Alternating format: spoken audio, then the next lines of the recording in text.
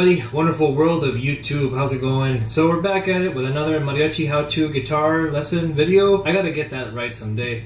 So today, I just recorded a little cover song for the channel. I'm trying to keep things consistent as possible. Just recorded a little cover of La Negra, La Suerga. If you guys are into sones, it's kind of like a standard sones to play, La Negra and the Sones Reyes from Mariachi Vargas. I figure if I'm going to cover something, I might as well cover Vargas. Why not? I mean, I love what everybody else is doing out there in contemporary music land, but I've been on a real basics kick lately, just trying to get back to how I was in high school, just really focused and trying to be exact and precise, and this is down, down, up, down, down, down, up, down, up, down, and all this, You kids get into it. When you get older, you start to care a little less, right? But I've been kind of getting back to basics. The most important thing you can do is kind of look at yourself in the mirror, see how you're playing, see if you're veering too far off into the wilderness, and pull it back. Bring it back so that you don't get weird looks at gigs, okay? So I wanted to talk about the Bolero. The Bolero is a kind of a mariachi style that you see a lot. You're going to play a lot of it if you're going to be gigging.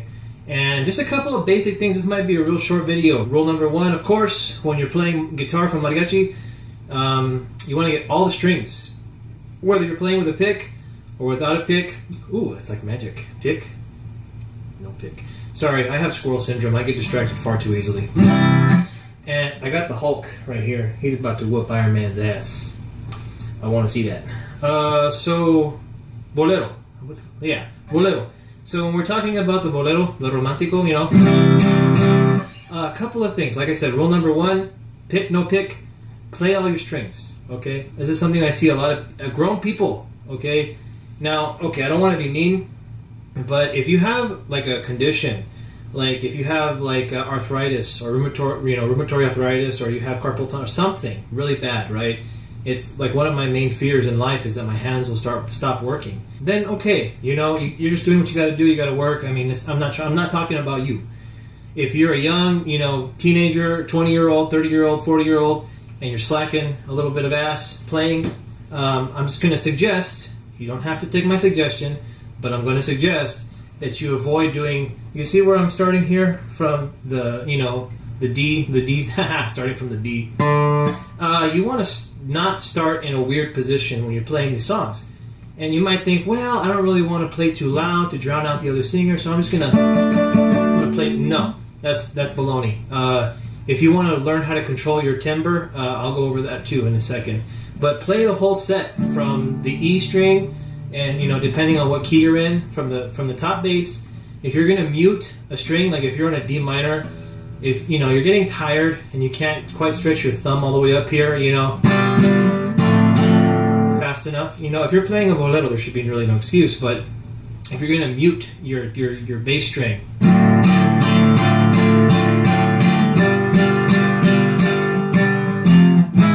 you want to be able to play all your strings. So play all your strings. Second rule is kind of like keep it together. So an exercise that everybody knows when they play bolero music is the círculo, right? The circle.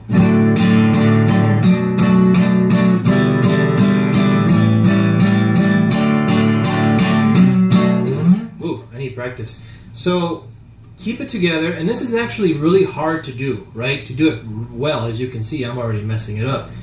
To play it in time,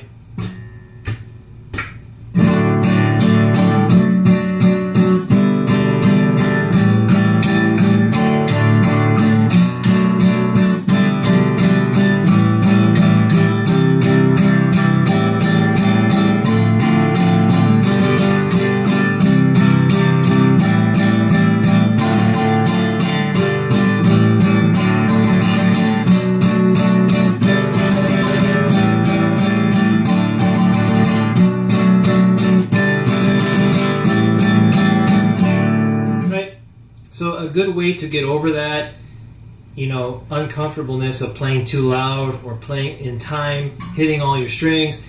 It's a lot that your brain is trying to account for. So you practice this, right? Practice it in a couple of different keys. Get a metronome,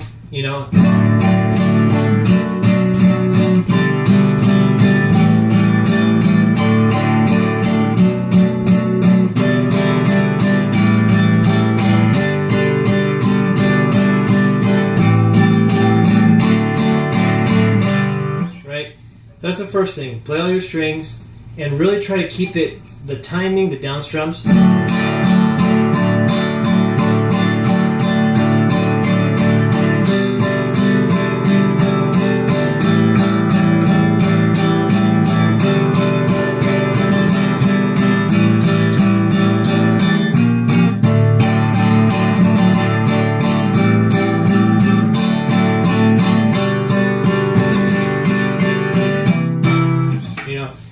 That's the next thing, right? When you're playing a bolero, you want to make sure that you're switching from your left hand between measures, right? Because you're playing in 4/4 time, and you're not really playing that fast unless you're playing like a Pepe Fernandez song, and it's like, and that's a whole different type of thing. But if you're playing like a Javier Solis tune, right?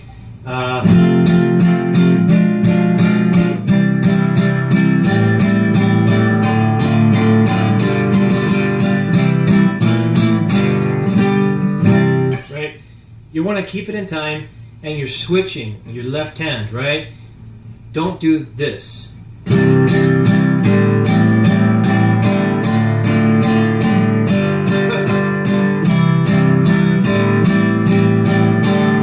Don't play open strings in between the chords. It's something that I see a lot of people do, kids, grown-ups.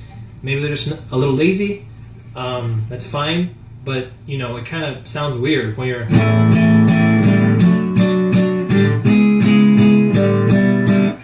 That's the biggest thing when I was learning how to play, when I was in high school. That was like the biggest thing I harped on. Transition your chords. Practice on the left hand positions. And if this is an exercise that I used to have to do, is before I could play,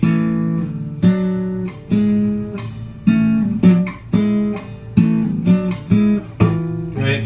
You'd have to like...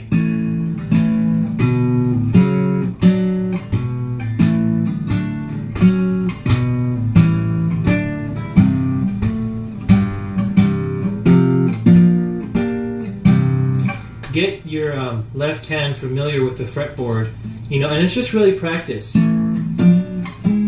right? In time. Don't get too frustrated if you miss a note, or if you play if you screw up. I mean, that's fine. You have the vihuela right next to you, right? You have the bass, you have the melody, you have everything aside from you. So don't get too hung up if you're playing and you screw up a little bit, right? Just make sure that you're playing in time, right? This left hand thing, it'll happen naturally if you're practicing every day.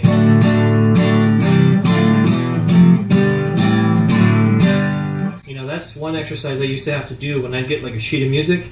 If it was like a bolero, like La Barca. La Barca has a lot of chords in it, man, and a lot of add nines and funky 12s and toe jam 13s. Whatever the person who's arranging the piece is going to make you play. Whatever the piece is, get comfortable with. If you're going to do a road map, just getting the chords down.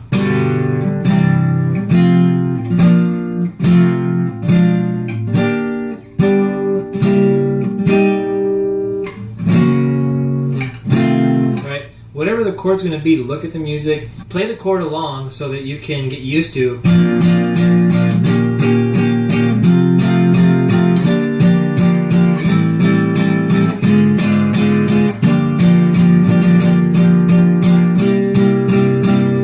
The beautiful thing about the guitar is you have 4 positions that are fretted that you can play. So if you're playing, a lot of bar chords,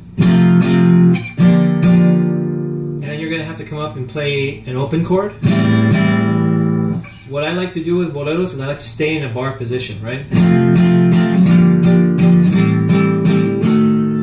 Right? Because you can play these augmented chords. Right?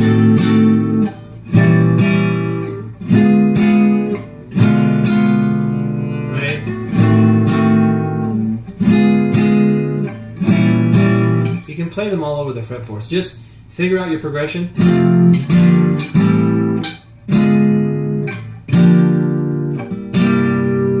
Your 5th, your C7. So the next thing for bolero practice You guys know the círculo. One thing that I used to do is when you're on the segunda, the fifth of the chord, go to another key. So if I'm playing,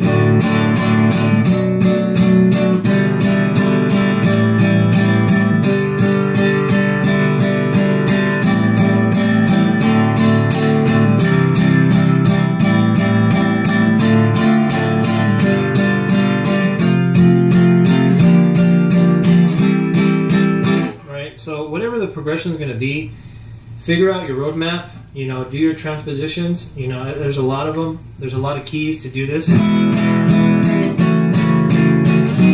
Right, that's one círculo.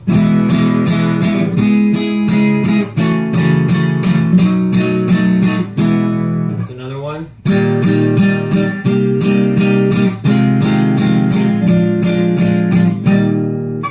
The cool thing about being a guitar player in mariachi is you have a lot of options. Next thing that you're gonna hear a lot when you're playing bolero music at a gig, say you're outside and you know it's you, a vihuela, and a guitarron, or if it's just you and a guitarron and you're playing guitar and you have a girl singing or a guy singing and they're moving away from you, right? So they're singing something that's very romantic, right? They're not singing something that's gonna be very belty like a ranchera or son is gonna be. They're gonna be very harmonic about what they're singing. So they're not going to sing at full voice. Maybe they will if they get to a height of a song. So you want to be paying attention to what the singer's doing, so that if you're playing something like, Si nos dejan, right? Sometimes you're going to get to a point where the singer's going to get really into it at the high peak of the song. You know, like you're going to want to raise your timbre to go along with the voice, so that you're kind of accompanying the singer. Like the biggest pet peeve I hear from people who sing, and when I have to sing something and I can barely hear the vihuela behind me, it's annoying because I can't quite tell, you know, where I am in the song, right? And I'm really trying to keep timing. I'm trying to sing all the phrases, and so are the singers that I'm backing up. And their biggest pet peeve is, I can barely hear you, dude. You know, and it's like, oh well, I was trying not to drown you out. Here's a trick, right? You got to pick. Right? This is even easier if you don't have a pick. I'll go over that next. You got the pointy end of the pick, right? So you play like this, so the pointy end touches the strings. So, secret that I learned in high school, and probably obvious to most people, is take the pointy end and turn it over to the fat end, right? To the saddle end, right? So that you can play with the same volume.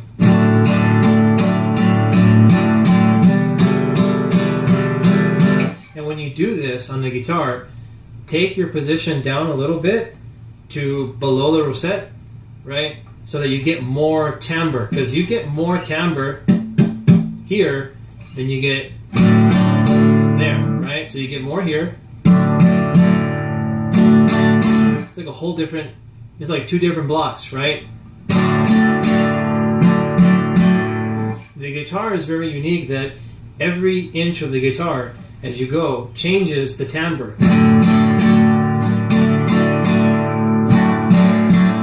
Right? You see, you're gonna have to learn how to switch from the pointy end to the fat end. That's kind of the secret that I do when I'm playing a backyard gig, and I don't want to drown everybody out, but I don't want to play timidly. I don't want to have my timbre being all, you know, piano like.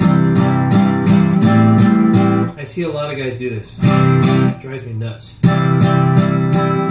They get like noodle arm. If you're doing that, I'm not trying to make fun of you, but stop doing it. Get some strength in your hand and control your instrument, right?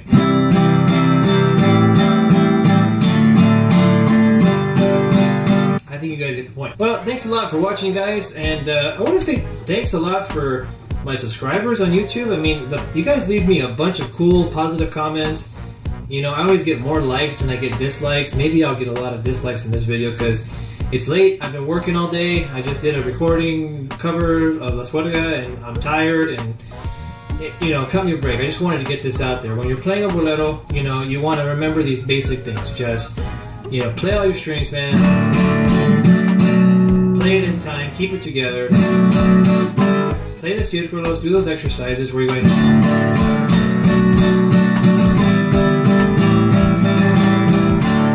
And mess around with it. You know, you can listen to a lot of old recordings and just try to avoid the noodle arm.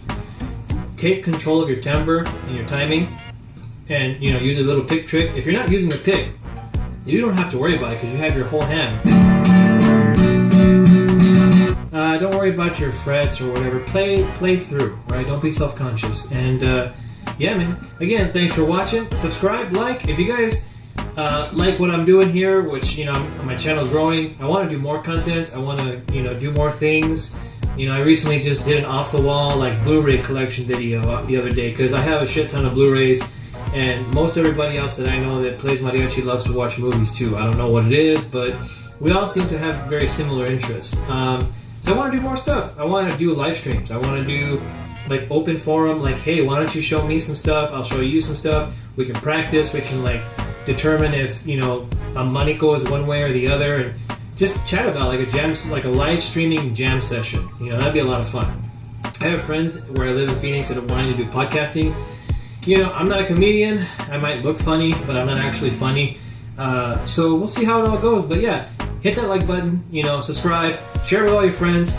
As I get more subscribers, then that opens up opportunities for me to do things like Patreon and Super Chats, and spend more of my time on here and reinvest into the channel, because that's what I would like to do, is do more content, do more podcasting, but all this shit costs money, and I gotta pay the bills, and I gotta do my job, I gotta work, I gotta do the school thing, and the life thing, and the wife thing, and all those fucking things. So yeah, thanks a lot for watching, and let me know what you guys think. I know this is kind of a really rude and crude, put together, just a couple of my thoughts, splattered all over the camera, but it's important, to keep your boleros in check. Listen to Javier Solis, listen to, Pepe Aguilar. There's a lot of boleros there. They all keep their stuff very, very, very sharp and crisp. Everything sounds the same. There's none of this weird stuff that I see a lot of people doing. All right. Thanks a lot for watching. Peace.